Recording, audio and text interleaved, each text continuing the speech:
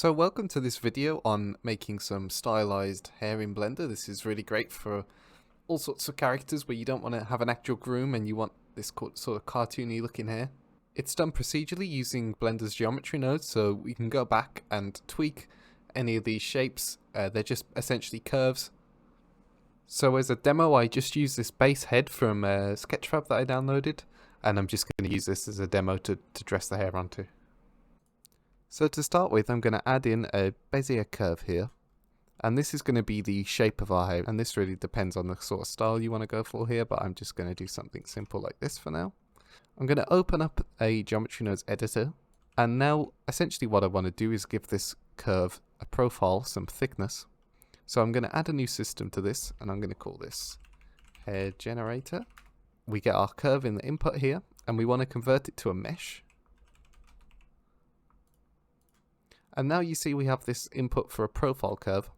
So I'm going to grab a curve circle and plug that into the profile curve there. And you see we get the result we want, but it's just absolutely huge right now. So I'm going to bring this radius way down. Yeah, you can see it's essentially taking that circle and applying it along the length of the curve.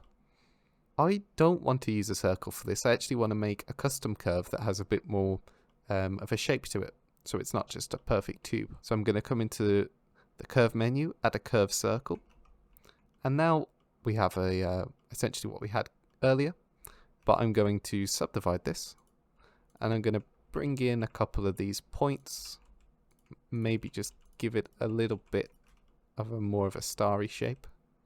So now back on this hair object, I'm going to delete the curve circle, and I'm going to drag in our Bezier circle here, plug that into the profile curve, and you see we get that new profile.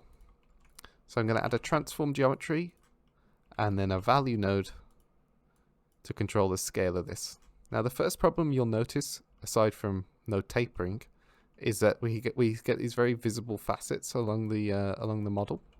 If we go into wireframe view, we can see what's happening here is that we just don't have enough geometry in between here to smooth this out. So what I'm going to do is add in a resample curve node, increase the value, and this will allow us to get more and more geometry. You see though, as I continually increase the value, we end up with sufficient geometry, but we still see some faceting occurring. And the reason for this is because of just how Blender handles Bezier curves. So I'm going to actually turn this into a NURBS curve. So I'm going to do that by adding a set spline type node, and setting it to NURBS, and now you see we get perfectly smooth interpolation. So how do we control the tapering of this? There's a couple ways, but the simplest way is to just go into edit mode, grab a handle and press Alt S and scale it in. Now I want a bit more control, so I'm going to grab this, I'm going to subdivide the curve there, and I'm going to try and maintain the shape, and I'm just going to increase the radius a bit at this point. And there's also really another neat operator we can use to control the profile of this curve, and it's using Control T to twist the curve, and that can be really nice, get some nice effects with that. So now that we have this, we essentially just want to duplicate this up a bunch of times and start actually sort of dressing this head with hair. So try and give a little bit of variation to each hair curve that you do. Try and vary up the radius as you do this as well, so not everything looks like it's just copy pasted. And just try and keep all the hair sort of meeting in the center line of the head. If your pivot point's too odd, you can always use right click origin to geometry, and then you get a more intuitive control. So to do the other side of the head, I've just selected all the ones on the left side here, and then I'm going to duplicate those with Shift D. And with those selected, I'm going to go into edit mode, and I'm going to hit full stop, make sure my pivot center is set to 3D cursor, and then S and X, and then I'm going to drag through until the scale is at -1. And now you see we get a perfect mirror of what we had on the other side. So I'm going to set my pivot point back to medium point, and I'm just going to go through and make sure this is not as perfectly symmetrical, basically.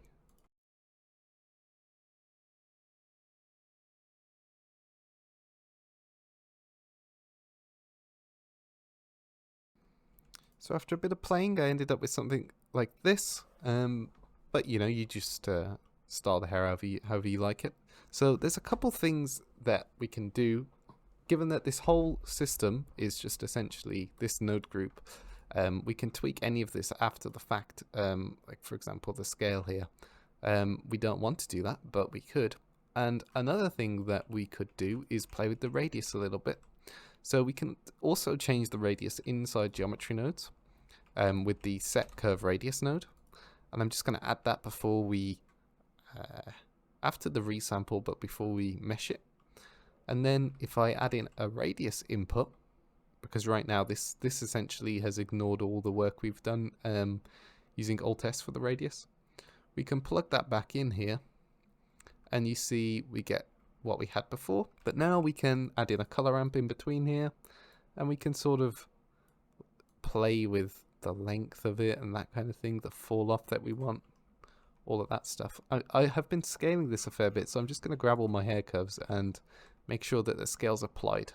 Just with Control A, apply scale, that kind of stuff. And we can also change this from linear to ease and see how that looks. Could be quite interesting. Cardinal's pretty nice. I think I'm gonna have cardinal. Let's start thinking about how we want to shade this stuff. I want this to be kind of painterly in the way it's shaded, and to do that I want to use a texture on this. The problem we have right now is that we don't have any UV maps for this, so we can't properly texture it. And we also want some sort of a parameter that starts at 0 and goes to 1 along this curve, so we can add some nice gradients to the hair and maybe some highlights at the end and that kind of thing. To get all this information, we can pass it out of geometry nodes here. There's a couple things we need to do. Well, we want to store a named attribute here. And what do we want to store? We want to store the spline parameter. We want to store the factor. So if I just take this curve here, for example, we can look at this and we can see that the spline parameter starts at 0 at the root and goes to 1 at the end. And this is exactly what we want for our nice gradient along the curve. But it also has another use, and that is in creating a UV map. Because essentially what a UV map is 2 dimensions. One dimension starts here, and we generally increase as we go to the end, and then the other dimension will be on our profile curve here, and that will be the spline parameter on this, because this goes 0 to 1 as it goes around the circle. So you can imagine combining those two together as they go along the curve, we'll get a 2D space. So I'm going to store this attribute here. I'm going to call it X. I am going to do the same over here, and I'll call this Y. And this is a really useful trick for anything when you do a curve to mesh. Now I'm going to add a material, but you can see right now this material isn't affecting our hair. And that's because we need to assign it in geometry nodes here. So we need to set material, and I'll just select the material we just created there. Now let's go into the shader editor. So I want to set up our UV map that we passed the attributes out for. So I'm going to add an attribute node, set 1 to X, duplicate it, set 1 to Y. Now if I preview these, you can see we get that gradient from start to finish, and then we get that gradient going around. So this is great. We just need to combine these to make a vector now, which will be our UV map. Add a combine XYZ, put the X into the X and the Y into the Y. And this, now we can map textures onto this. Just a demo, I'll add in a noise. And you can see using this, the noise follows the contours of the hair. Versus if we didn't have it, it's just sort of uniform stretching across the whole thing. So it's really, really useful. I'm going to get rid of that, and I'm going to add in an image texture. Now I made this sort of painterly RGB mask that I'm going to use, and let's plug in the vector there. And now if we preview this, we can just see it's this sort of stripy pattern, paint strokey type stuff. And then I just made this really simply, you know, using Krita. I want to play with the stretching on this a little bit. So I'm going to adding a mapping node here between here and here. Then I'm going to play with the scaling. You can see we could make it more brush strokey, or we could stretch it out more by playing with the scale on the X and Y. And then I'm going to add in a color ramp after this, and you can see this converts it to black and white. But now I want to add in another stop here, and I just want to start playing with some colors that I want to use in our hair. Set it to ease maybe. Yeah, that works. And now I'm going to just come out of isolate view here so I can see all the hair. And you'll notice a problem, and the problem is this sort of looks like it's repeating a little bit. And just to counteract this, I'm going to add in a bit of randomness. So I'm going to use the object info node, use the random output, and just plug it into the location. And that will just shift everything by a random amount based on the object. And you'll also notice another problem in that our fringe hair here, it looks like it's being stretched way more than our regular hair. And the reason for this is that the spline parameter doesn't take into account the length of the curve. It goes from 0 to 1 no matter what the length of the curve is.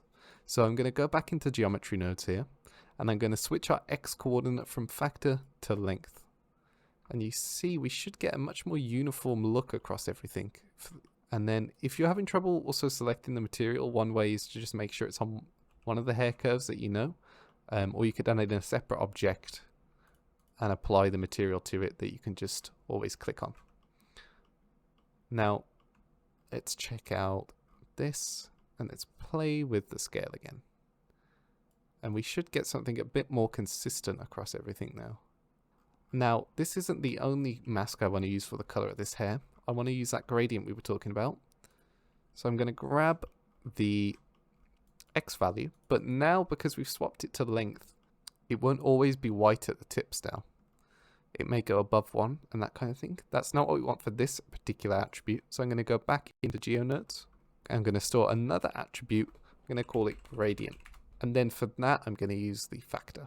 I'm going to set this to gradient, and you'll see the difference there. Everything is now uniformly going to 1 at the end. So I want to offset this gradient by a little bit of a random amount, just so that it's not all perfectly uniform. So I'm going to grab an add node, and I'm going to use the random output again. You can see this is offsetting things by 0 to 1, so some curves just aren't getting any roots, that kind of thing. So I'm going to multiply the random value so that we decrease that range. You can see we get much more control like that. Now we have this. I'm going to run this through a color ramp.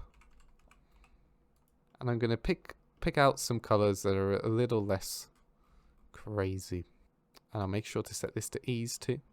Really, this is going to be sort of my primary hair color, and I'm just going to mix in that pass we did here with the painterly texture. I'm going to mix color, add this to the A and the B input. Then I want to set this to color as our blend mode. You can see what that does. Set this to 1. Now I think this pass might be a little too colorful right now, so I'm going to add in a hue saturation value node. And just drop the saturation down quite a lot, maybe the value a little bit. Then I'm going to add in one final node to give this more of a pink tinge. I'm going to set it to overlay. And I'm going to give this a bit more of a pinky overlay. Yeah, that's coming together.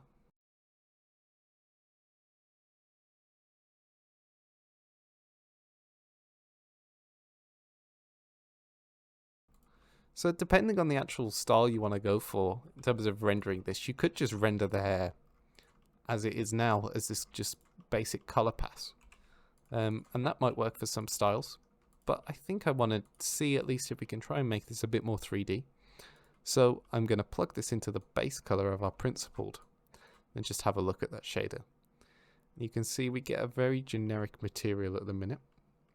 So I think what I'm going to do here is I want to use this painterly texture to vary the roughness. So I'm going to go ahead and do that by grabbing this, putting it through a ramp to convert this to a black and white value.